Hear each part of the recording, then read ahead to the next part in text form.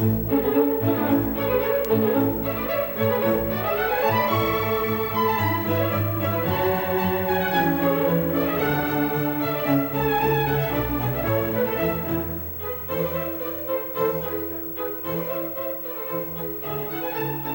Wisconsin, a small city with a big history.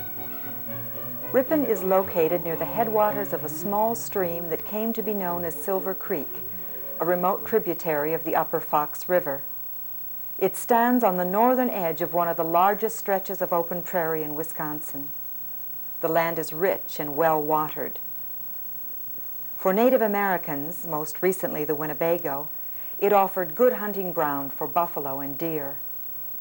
Indian mounds found by later white settlers in the northern part of the city indicated that some Winnebago may have camped in this area, but for the most part, they built their villages near lakes where wild rice was abundant, on Rush Lake to the north, and Big Green and Puckaway to the west. But they made frequent use of the Great Butamore Trail, which crossed the prairie from northeast to southwest. An ancient oak tree, still standing near the center of Ripon, once served as a marker on that trail. The signal oak is one of the last reminders of a culture that once dominated this area. For the first white settlers coming into the area in the 1830s, the prairie promised to be good farmland, while Little Silver Creek, with a fall of over 100 feet within our present city limits, offered opportunities for the development of water power. 3 of these early settlers became the founders of the city of Ripon: John Scott Horner, a lawyer and land speculator; Warren Chase, a social reformer; and David Mapes, jack of all trades, but basically a promoter. Horner, a Virginian, had been appointed first secretary and acting governor of the new territory of Wisconsin by President Andrew Jackson in 1836. After completing his duties in that office, he was put in charge of the federal land office at Green Bay, and while serving in that capacity, he purchased several potentially valuable parcels of government land. One of these, acquired in 1838, was a quarter section straddling Silver Creek, the center of our present city. He was impressed with its potential as a town site, and 11 years later, he would help to found the village of Ripon on that site. In the meantime, however, the area was discovered by a band of utopian idealists looking for a place to establish an experimental colony. They called themselves the Wisconsin Phalanx and planned to build a socialist community along lines suggested by the French philosopher Charles Fourier. In 1844, they occupied the valley just west of Horner's quarter section, calling their settlement Ceresco, after Ceres, the Roman goddess of agriculture. They owned everything in common, sharing the work and its rewards more or less equally. And they made the system work better than most who tried it in the 1840s. They had a charismatic leader in Warren Chase, a New Englander, who referred to himself variously as the Lone One, or the Ladies' Advocate, or the World's Child. He was interested in all manner of social reforms, from abolition to women's rights, and his only religion was a form of spiritualism. But he helped write the Constitution of the state of Wisconsin. He served in the first state senate, and he ran for governor of the state on the Free Soil Party ticket in 1849. By this time, though, he was willing to admit that his socialist experiment was not working. He stayed in the area long enough to convert the commune into a more conventional village, and then he moved on. Many of the approximately 200 members of the Wisconsin Phalanx also moved on, some to form new settlements nearby like Berlin and Eureka, others to follow the gold rush trails to California. But many, like Jacob Woodruff, who built the Octagon House which still stands on Liberty Street, stayed as a part of the new village of Ceresco. In 1845, Captain David Mapes, lately of New York, visited the commune at Ceresco, then in its second year. He had recently lost his steamboat business on the Hudson River in New York and was looking for opportunities on the western frontier. He liked the looks of the land that Governor Horner had purchased just east of the commune, and so he sought out the governor, who was then living on the south shore of Green Lake. Mapes proposed that the two join forces and promoting a town on Silver Creek. It took a while to convince the governor, but in 1849, Horner agreed to Mapes' plan. By that time, the socialist experiment was winding down, and, what was more important, the tide of settlement moving northward and westward across the new state had reached the edge of the prairie. In 1849, the two men laid out the village of Ripon. Horner gave Mapes alternate town lots on his quarter section of land as his part of the bargain. Mapes agreed to build a flour mill on Silver Creek and a hotel at one end of the future town square. Horner retained the right to name the village. He called it Ripon, after the cathedral town in Yorkshire, England, the Horner family's ancestral home. David Mapes proved to be a town promoter of considerable skill. His mill attracted business from the surrounding farm community. His hotel became a convenient stopping place for pioneer families passing through in their search for new homesteads. Mapes would interview the pioneers and try to evaluate their potential as citizens of Ripon. If he liked them, he would offer them inducements to stay. If not, he would tell them of better opportunities to the north and west. The first waves of settlers were Yankees for the most part, from New England and New York where Mapes had lived. He knew the kind of community that they were looking for, and he was able to convince many to stay. He promised them schools for their children and a college for the young adults. But he also knew that a landlocked village needed improved means of transportation. And in the 1850s, that meant railroads. He scored a tremendous victory in 1856 when he induced the Milwaukee and Horicon to build into Ripon and on to Berlin.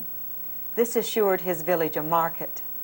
But he also knew that his prairie city would need inexpensive lumber if it was to thrive. So he actively promoted a second line of railroad to the Wolf River, where lumber was plentiful, and founded the village of Winneconne to serve as its terminal. Political pressure was used to get another line from Oshkosh to Ripon, and finally the Sheboygan and Fond du Lac was built through Ripon as part of a major east-west line. The future of the Prairie City as a market and milling center for agricultural products, particularly wheat, was secure. By 1853, Silver Creek had been dammed in 4 places within the city limits, and over the years, 9 different mills made use of its water power.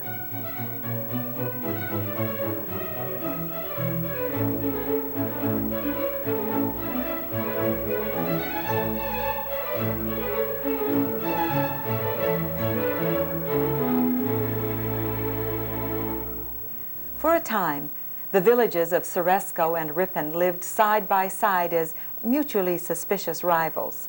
But in 1858, the two were combined as the city of Ripon.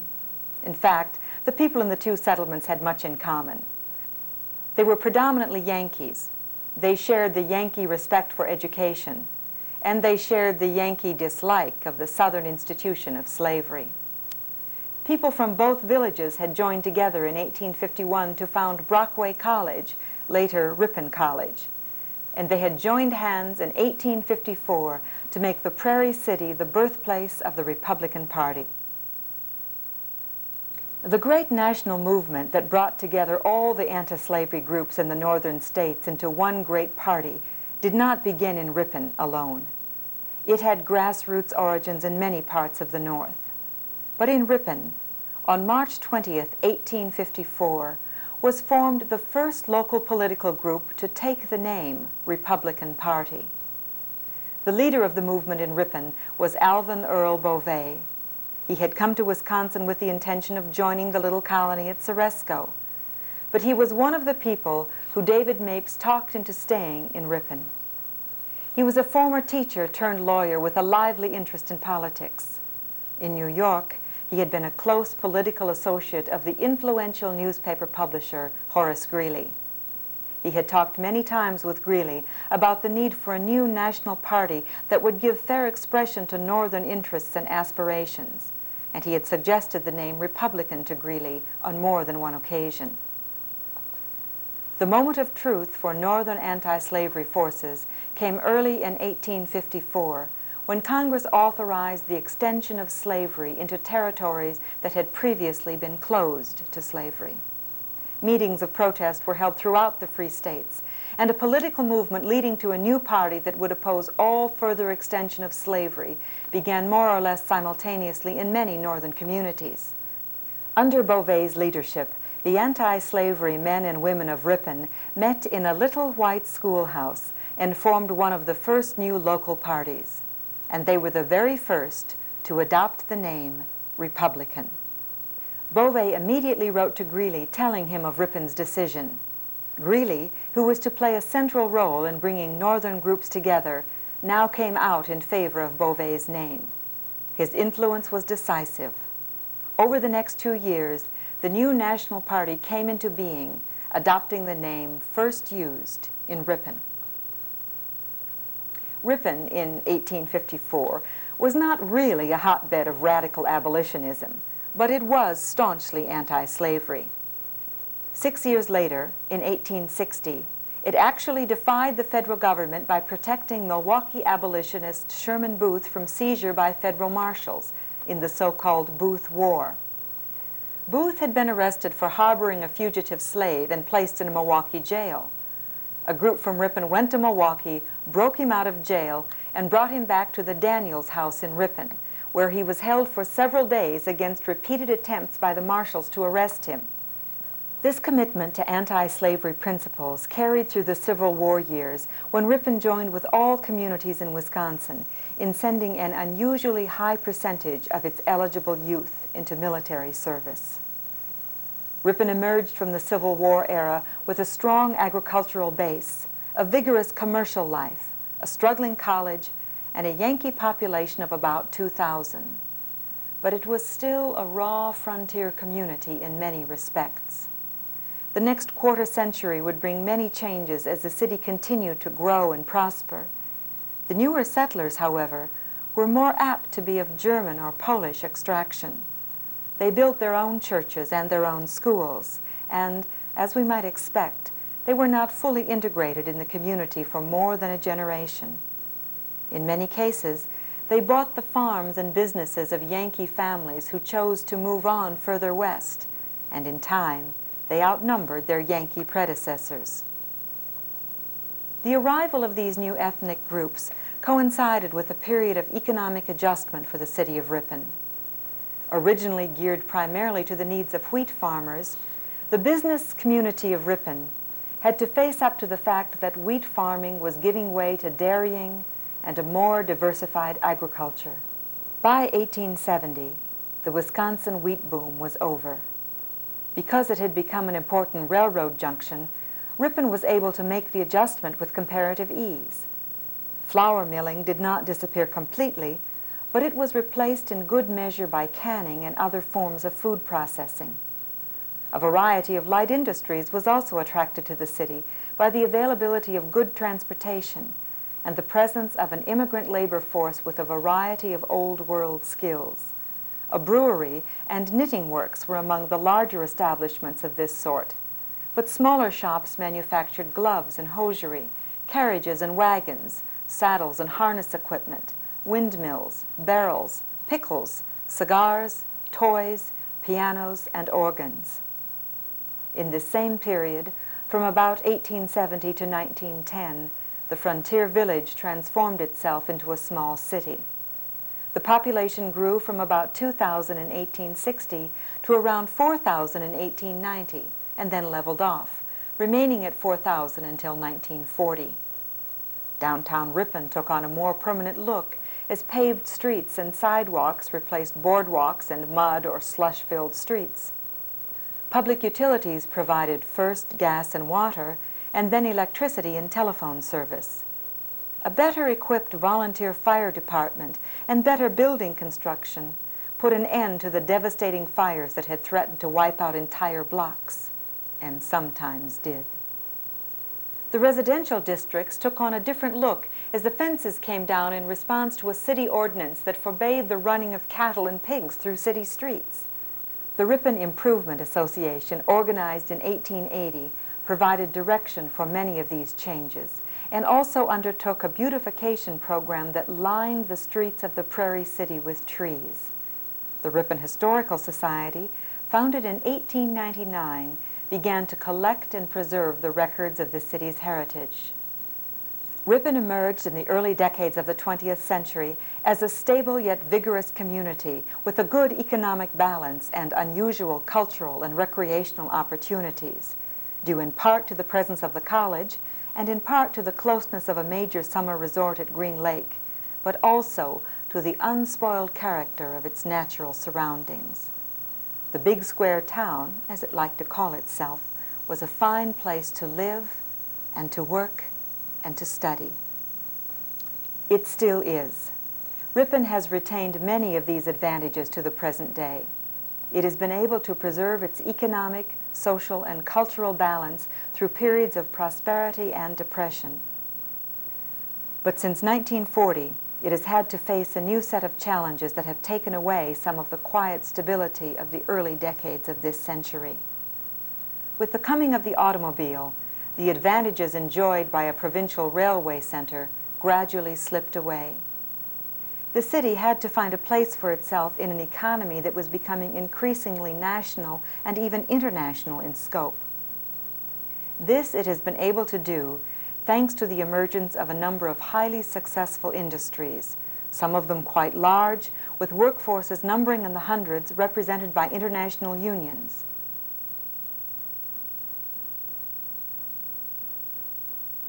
Some of them comparatively small, but able to compete in national and international markets due to the skills of their workers, the efficiency of their operations, and the quality of their product. In the process, the city has almost doubled in size and has inevitably suffered a few growing pains. Some of the city's commercial activity has left Watson Street and gone in search of more parking space on the city's outskirts. For similar reasons, a number of the city's major industries have located or relocated in the city's northeast corner. Business activity in the city continues to grow, but it is becoming decentralized. Downtown Ripon, meanwhile, has responded to the challenge by embarking on a major program of redevelopment. Ripon has changed and continues to change. But change has added to the city's heritage without destroying the reminders of a proud past. Ripon's architectural record is unusually rich and diverse. To date, 7 of our buildings have been placed on the National Register of Historic Places: Ceresco, home of the Wisconsin Phalanx; the John Scott Horner House, because of its association with the first Territorial Secretary; the Jacob Woodruff House, an interesting example of an octagon house constructed of grout; the birthplace of the Republican Party; the Pedrick Lawson House, due to its use in construction of grout blocks; St. Peter's Episcopal Church, a fine example of Carpenter's Gothic; and the first Congregational Church, designed by the noted Wisconsin architects Townsend Mix. Others are pending. State Historical Society markers proclaim the historical significance of Ceresco, the Little White Schoolhouse, Ripon College, and the birthplace of Carrie Chapman Catt, noted leader of the movement for women's rights. Ripon College takes pride in its part in the founding of the National Forensic League, and of course in the renown of some of its former students. Ripon has remained a small city, fortunate in its location and in the people who have chosen to live and to work here, proud of its heritage and of its place in the history of Wisconsin and the nation.